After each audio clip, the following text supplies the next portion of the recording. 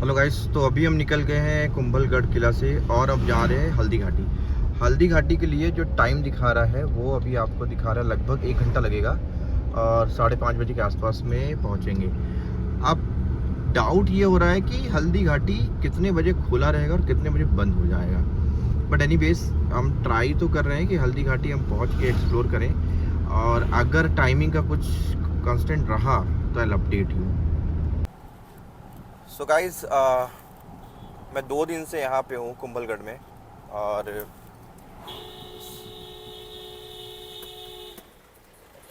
मैंने कुंभलगढ़ मतलब पहाड़ों पे ही मैं ड्राइव कर रहा हूँ।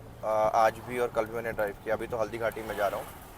मैंने सफारी में एक चीज़ ऑब्ज़र्व किया है, जैसे जो माइलेज है वो बहुत ज़्यादा ड्रॉप नहीं हुआ है, क्योंकि जब मैंने यहाँ पे प्लेन सर्विस पर चलाया था तो मुझे 19.7 मिला था, और जब से मैं ऊपर नीचे पहाड़ों पे चला रहा हूँ तो मुझे अभी करीब करीब 18 का माइलेज है। तो मैं मान के चलता हूँ कि 16-17 तो पहाड़ों पे ये दे ही रही होगी।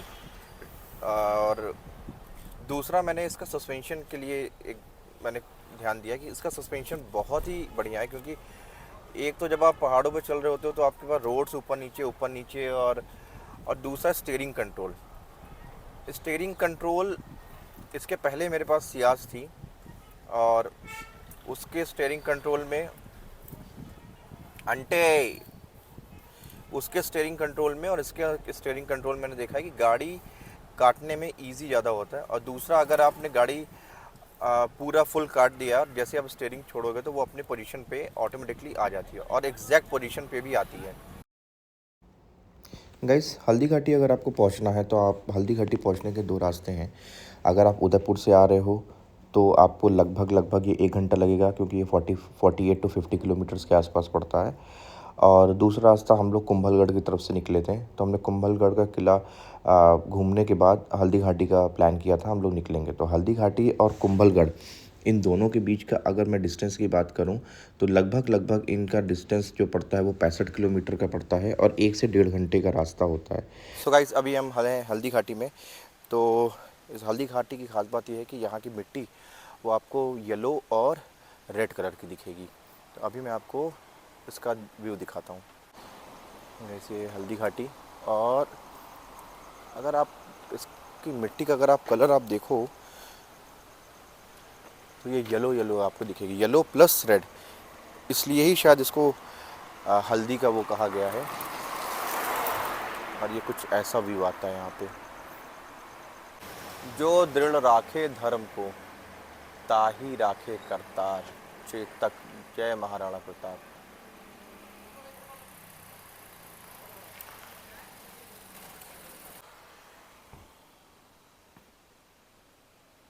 और हल्दी घाटी में मैं एक चीज़ बता दूं, अगर आप हल्दी घाटी के लिए प्लान कर रहे हैं तो मेक श्योर आप टाइमली प्लान करें, क्योंकि हल्दी घाटी शाम को 6 बजे बंद हो जाता है।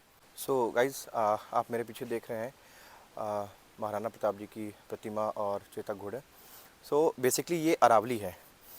यहाँ पे आपको आना है तो ये मॉर्निंग में 9 o'clock खुल जाता है, और इवनिंग में 5:30 का क्लोजर है। तो मेक श्योर अगर आप प्लान कर रहे हैं तो थोड़ा सा 5 बजे 5:30 बजे के पहले पहले आइए, क्योंकि यहाँ का जो गेट है वो लग जाएगा तो आप अरावली नहीं आ पाएंगे। म्यूज़ियम खुला रहता है, म्यूज़ियम में आप मैक्सिमम टाइम आप दे सकते हैं, म्यूज़ियम का उतना कोई इशू नहीं है, लेकिन अरावली 5:30 बजे क्लोज़ हो जाता है। हल्दी घाटी का युद्ध 18 जून 1576 को मुगल शासक अकबर के सेनापति राजा मान सिंह और मेवाड़ के शासक महाराणा प्रताप के बीच में हुआ था। इस युद्ध में मुगल शासक के पास लगभग 80,000 सैनिक थे, तो वहीं महाराणा प्रताप के पास सिर्फ 20,000 सैनिक ही थे। यह युद्ध लगभग 4 घंटे तक चला। इस लड़ाई में अकबर की सेना ज़्यादा होते हुए भी राजपूतों की सेना के सामने पस्त पड़ गई थी। हालांकि राजपूतों की सेना अपने अंतिम समय तक डटे रहे। महाराणा प्रताप घायल होने के बावजूद भी अकबर के सामने झुके नहीं थे। हल्दी घाटी की इस ऐतिहासिक लड़ाई में राजपूतों ने मुगलों की हालत को खस्ता कर दिया था। भारतीय इतिहास की इस सबसे बड़ी लड़ाई के बाद मेवाड़, चित्तौड़, कुंभलगढ़, उदयपुर आदि क्षेत्रों पर मुगल सम्राट अकबर ने अपना कब्जा कर लिया था। अब यहाँ से चलते हैं म्यूज़ियम की तरफ। म्यूज़ियम शाम को 7:30 बजे तक ही खुला रहता है। म्यूज़ियम में प्रवेश का टाइम 7:30 बजे का है। 7:30 बजे इनका लास्ट शो होता है और म्यूज़ियम में जाने के लिए आपको टिकट लेना पड़ेगा। टिकट की जो कॉस्ट आती है एडल्ट्स के लिए वो 120 रुपीज़ है और 3 से लेके 10 साल तक के जो बच्चे हैं उनके लिए जो टिकट होता है वो हाफ़ होता है। That means 60 rupees for kids, 120 for adults.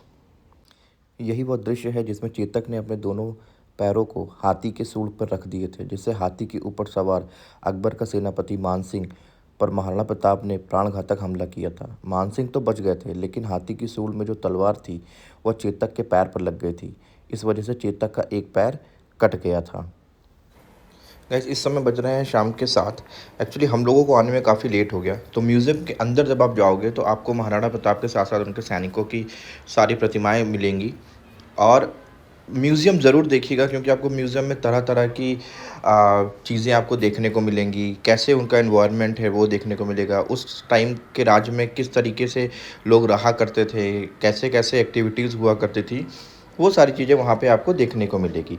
जैसे कि एग्ज़ाम्पल के तौर पे ये देवरा है। उस समय में हॉस्पिटल नहीं हुआ करते थे, तो वहाँ पे झाड़ फूँक करके बच्चों का इलाज इस देवरा के माध्यम से किया जाता था, क्योंकि पुराने टाइम पे हॉस्पिटल और नहीं थे। तो ये एक तरीके के वेद हैं जो वहाँ पे आयुर्वेदिक दवाइयाँ और झाड़ फूँक किया करते थे, जिससे कि वो ट्रीटमेंट के तरीके से कंसीडर किया जाए।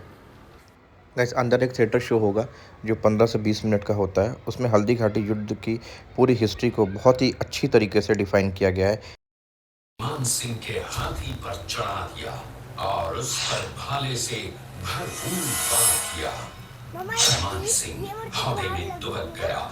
हाथी से उतरते समय चेतक की एक टांग कट गई और उसके प्राण पखेरु उड़ गए। इस युद्ध से महाराणा प्रताप के मन पर गहरा प्रभाव पड़ा। परिणाम स्वरूप उन्होंने मुगलों पर विजय प्राप्त करने तक राजसी ठाट बाट छोड़ने और पत्तों पर भोजन करने का प्रण लिया, जिसे उन्होंने जीवन भर निभाया। वनवासी जीवन व्यतीत करने लगे। उनके पास पर्याप्त संपत्ति नहीं थी, तो उनके वित्त मंत्री भामाशाह ने अपनी सारी सुख सुविधा को छोड़कर अपने राजा को स्वयं का धन 25 लाख रुपए व राजकोष में 20 मच्छिंद्रगढ़ है। इस किले का निर्माण महाराणा कुंभकर्ण करवाया था। इस किले के अंदर 9 मई 1540 ईस्वी में महाराणा प्रताप का जन्म हुआ था। ऊंचाई समुद्र तल से 3568 फीट की है। इस किले की दीवार 36 किलोमीटर तक फैली हुई है। इस दीवार का नाम ग्रेट वॉल ऑफ चाइना के बाद द्वितीय पायदान पर दर्ज है। इस किले 360 प्राचीन मंदिर हैं। उन मंदिरों का बचपन बीता था। इस किले की तलहटियों में महाराणा प्रताप ने अपने गुरु से शिक्षा प्राप्त की थी। ये किला 12 वर्ग किलोमीटर में फैला हुआ है। खाना अजमेर का सूबेदार था। जब वो शेरपुर पहुंचा तब इसका पता कुंवर अमर सिंह को चला, जो महाराणा प्रताप के पुत्र थे। अमर सिंह ने शेरपुर छावनी पर अचानक आक्रमण कर दिया। उस आक्रमण में मुगल सेना में भगदड़ मच गई। मुगल सेना को अपनी छावनियों को छोड़कर भागना पड़ा। छावनियों के अंदर से लूटा हुआ माल व अब्दुल रहीम खान खाना, जिसकी बेगम आनी खान को बंदी बनाकर महाराणा प्रताप के सामने पेश किया गया। तब अमर सिंह पर महाराणा प्रताप क्रोधित हुए और कहा, जहां से इस नारी को बंदी बनाकर लाए हो, इसे पुनः ससम्मान लौटा कराओ। इसने अपने पुत्र का बलिदान देकर राजवंश की रक्षा की थी। उस मां का नाम पन्नाधाय था। पन्नाधाय जाति से गुर्जर थी। वो एक राजकुमार की धाई मां थी। दूसरी तरफ हाथ में तलवार लिए खड़ा ये बनवीर सिंह एक दासी पुत्र है। ये कुंवर उदय सिंह की हत्या करके मेवाड़ की राजगद्दी प्राप्त करना चाहता था। एक रात्रि बनवीर सिंह को मौका मिला। वो राजकुमार उदय सिंह के बड़े भाई विक्रमादित्य सिंह की हत्या करके राजमहल की तरफ आगे बढ़ा। इसकी सूचना पन्नाधाय को लग गई। कुछ समय तक पन्नाधाय चिंतित हुई। तभी पन्नाधाय ने अपने पुत्र चंदन को राजसी कपड़े पहनाकर पलंग पर सुला दिया और उदय सिंह को एक टोकरी के अंदर छिपाकर पत्तों से ढक के महल के बाहर निकालकर गुप्त रास्ते से कुंभलगढ़ भेज दिया। स्वामी भक्त घोड़े चेतक के अंतिम मिलन का है।